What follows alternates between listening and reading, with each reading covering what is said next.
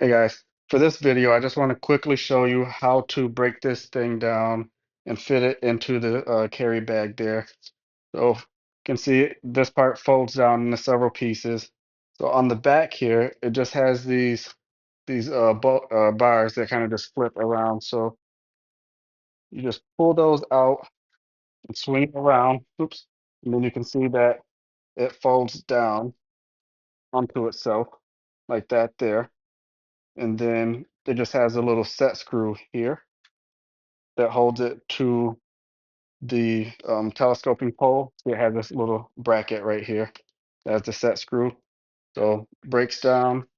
Let's just put that in the bag.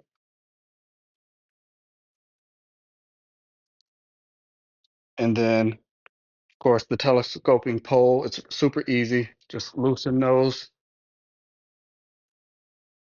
Then I'm going to tighten it before I put it away just because I want it to stay still. And then you have the bottom base part.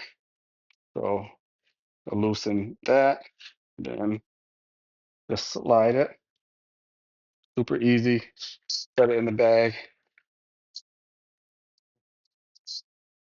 and it zips up and it's ready to go. So it's really quick and really nice.